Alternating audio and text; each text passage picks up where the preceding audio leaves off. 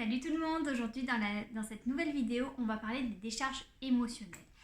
Je suis sûre que ça vous est déjà tous arrivé, c'est vraiment pas facile à gérer, ni pour les enfants, ni pour nous en tant que parents.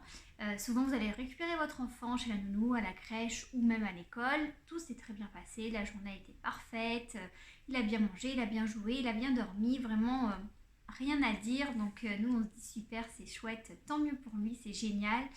Et puis soit vous passez la porte pour sortir, soit vous arrivez chez vous et là c'est les crises, la moindre petite contrariété est sujette à une grosse décharge.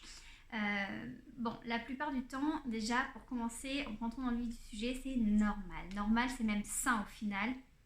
Comme vous, quand vous rentrez d'une journée de travail, vous en avez plein les pattes, il faut que vous avez besoin aussi de temps en temps d'extérioriser ça. Vous allez peut-être faire un footing, vous allez peut-être être pas de bonne humeur ou autre. Et les enfants c'est la même chose. Et leur moyen d'expression à eux, ça va être de crier, taper, jeter les jouets, la nourriture, tout ce qu'ils peuvent avoir sous la main. Ils vont avoir vraiment ces grosses émotions qui vont ressortir et c'est tout ce qu'ils auront emmagasiné durant finalement leur journée. Il faut savoir que quand ils ne sont pas avec nous et principalement avec la figure d'attachement qui est souvent la maman, ça peut aussi être le papa ou n'importe qui, c'est vraiment la personne avec qui l'enfant a le plus été en contact depuis sa naissance. C'est pour ça que c'est souvent la maman, mais bien entendu ça peut être n'importe qui.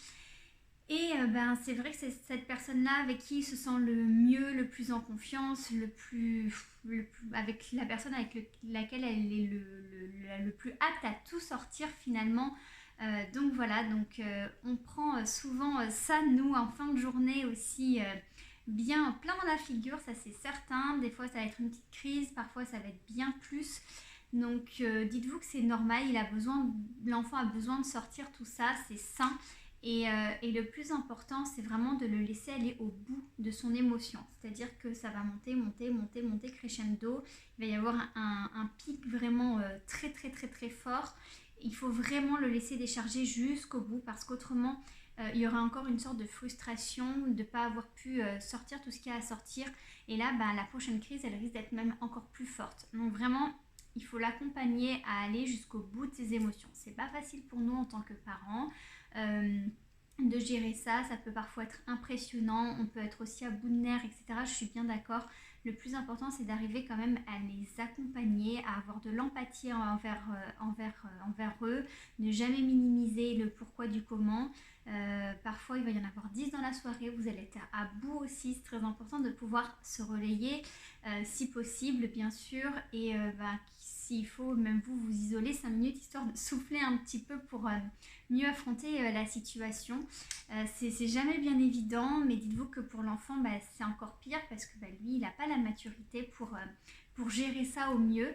Donc vraiment, il faut qu'il extériorise ça. Soit la crise n'est pas trop violente et puis vous pouvez arriver à tout de suite le prendre dans les bras et pendant qu'il n'est pas content, le rassurer, l'écouter. Puis surtout, à ce moment-là, la conversation ne peut pas avoir lieu. Il y a vraiment beaucoup trop de décharge.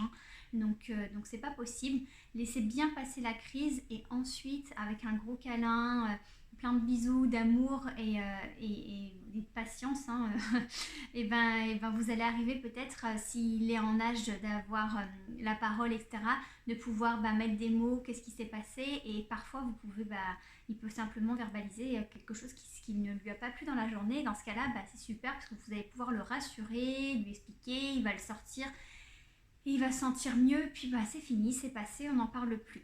Donc aussi, c'est très important à ce moment-là de nommer les émotions. Là, tu as été en colère, tu n'étais pas contente, tu étais triste, tu étais frustrée, ça t'a pas plu ce qui s'est passé, je comprends. Toujours avoir beaucoup d'empathie, de la patience et puis beaucoup d'écoute et d'attention. C'est pas toujours évident, surtout quand il y a d'autres enfants à gérer à côté, s'il y a une fratrie.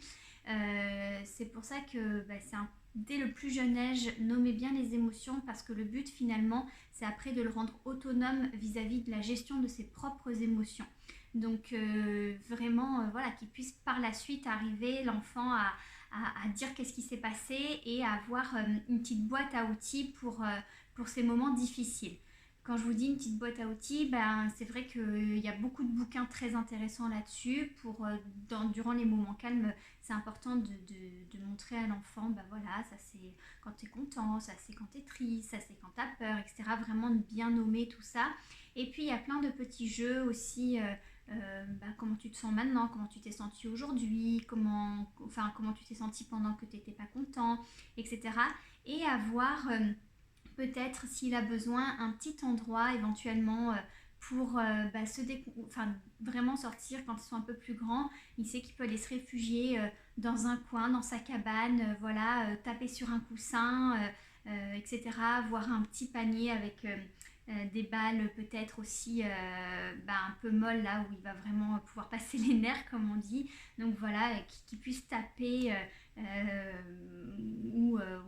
enfin vraiment ce qu'il a besoin, mais sur des choses bien sûr qui vont être adaptées à ça, pas sur maman, petit frère, petite soeur, grande soeur, papa, le chien ou le chat. Hein. Donc vraiment mettre à sa disposition plein d'outils s'il en a besoin sur le moment. Quand ils sont un petit peu plus petits, vers 18-24 mois, là, par les bras réconfortants d'une maman, il n'y a pas grand chose d'autre à avoir. Pour mon cas, ma fille à 26 mois, elle est très sensible, donc aussi ça va vraiment aussi dépendre des tempéraments de chaque enfant. Il y en a qui vont faire beaucoup, d'autres un peu moins, d'autres des petites, d'autres des grosses. Ça dépend vraiment de la sensibilité et du tempérament de chaque enfant. Moi, j'ai un cas où ma fille est très très très sensible, donc la journée, elle emmagasine quand même beaucoup. Donc c'est pas rare que le soir ce soit assez compliqué, surtout que déjà le matin, elle n'a pas forcément envie d'aller chez la nounou. Donc là encore, on commence par une journée pas top, même si la journée se passe bien après, forcément il y a de la frustration dès le réveil, donc c'est un petit peu compliqué. Et voilà, donc dans ces cas-là, il y en a beaucoup, donc on câline, on accompagne, et on lâche prise aussi, parce que sinon en fait on s'arrache les cheveux, on se dit que ce soir on va pas forcément passer une bonne soirée, ça a l'air d'être compliqué, je sais. Et puis voilà, le repas est parfois décalé parce que tout est prétexte à crise, donc vraiment prendre le temps d'accompagner au mieux. On fait de toute manière de notre mieux, hein. Et puis de se relayer si c'est possible, d'aller prendre l'air s'il faut, même s'il pleut, au contraire, on met les bottes de pluie, c'est génial. Je veux dire, il y a plein de moyens, vous, de trouver ce qui vous convient, ce qui convienne aussi à votre enfant. Et le but, vraiment, c'est de l'autonomiser vers la gestion de ses propres émotions. C'est très important, ça sera des armes pour lui plus tard aussi. Et puis voilà, je sais pas vous, mais moi quand je rentre, il y a des fois, voilà, je suis assez fatiguée, j'ai pas envie, il y a des choses qui traînent partout dans la maison, etc. Bon voilà, c'est pas grave, il y a des choses bien plus importantes, mais voilà, ça plus une crise derrière, ça met nos nerfs à rude épreuve, je suis bien d'accord. Mais bon, il faut passer par là, c'est sain aussi, c'est leur manière à eux d'extérioriser et de lâcher prise de leur journée, de leur frustration, des choses qui n'ont pas été comme ils auraient aimé. Et puis c'est nous souvent la figure d'attachement qui prenons bien cher, mais bon, c'est comme ça et ça finit par passer. Donc surtout, gardez patience, ayez des bouquins, des supports, des boîtes à outils pour vos enfants, accompagnez-les, ayez de l'empathie, beaucoup de patience. S'il a besoin d'un coin ou d'extérioriser, ça peut le faire tout seul, hein. Des fois quand les cris sont trop grosses, franchement laissez-le 2 minutes, râler, crier, hurler, taper, se rouler par terre, il faut que ça sorte. Et puis bien sûr, s'il a besoin, vous êtes là tout de suite et ça finit toujours par un gros câlin et des mots doux et essayer de comprendre ce qui s'est passé. Parfois les choses sortent, parfois non, mais bon, au moins la colère, elle, et les frustrations de la journée, ou en tout cas tous les petits désagréments sont sortis. Donc voilà, j'espère que ça vous aura un petit peu aidé, que vous sentirez un petit peu moins seul. De toute manière, dites-vous que vous n'êtes jamais un cas isolé. Il n'y a pas un enfant pareil, mais on passe tous plus ou moins par les mêmes phases. Il y a des plus ou moins difficiles phases, selon aussi le tempérament des enfants et vraiment la manière d'agir, nous en tant qu'adultes vis-à-vis de notre enfant, en tant que parents vis-à-vis de notre enfant, est très importante parce que vraiment c'est important de bien les accompagner et de leur apprendre vraiment comment gérer tout ça et plus tard ça sera beaucoup plus facile pour eux et franchement ça n'a pas de prix. Donc voilà, donc en tout cas n'hésitez pas si vous avez des questions, on échange juste en dessous, sinon sur ma page Instagram Pauline_VACP, ou encore mon site internet Voyage au cœur de la parentalité. N'hésitez pas si vous avez des questions, si vous voulez qu'on échange, c'est avec grand plaisir.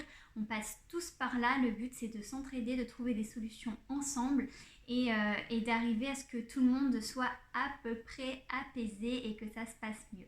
Prenez soin de vous, de votre famille, tout va bien, ne vous inquiétez pas, ne culpabilisez pas non plus si vous arrivez de temps en temps et que vous criez parce que vous n'en pouvez plus. Ça peut arriver, moi ça m'est déjà arrivé, je m'excuse tout de suite auprès de ma fille, je lui dis que voilà, moi aussi là d'un coup j'ai eu une émotion, je suis désolée, ça n'excuse pas tout et puis nous on est adultes donc on est censé pouvoir un peu mieux le gérer et dans ces cas-là je préfère la laisser 2 minutes crier et moi aller m'isoler 5 minutes dans une autre pièce pour revenir plus apte à l'accompagner et à être là pour elle si elle a besoin. Voilà, mais en tout cas, je vous embrasse, prenez bien soin de vous, n'hésitez pas si vous avez des questions et puis en attendant, passez une bonne fin de journée. Bye bye!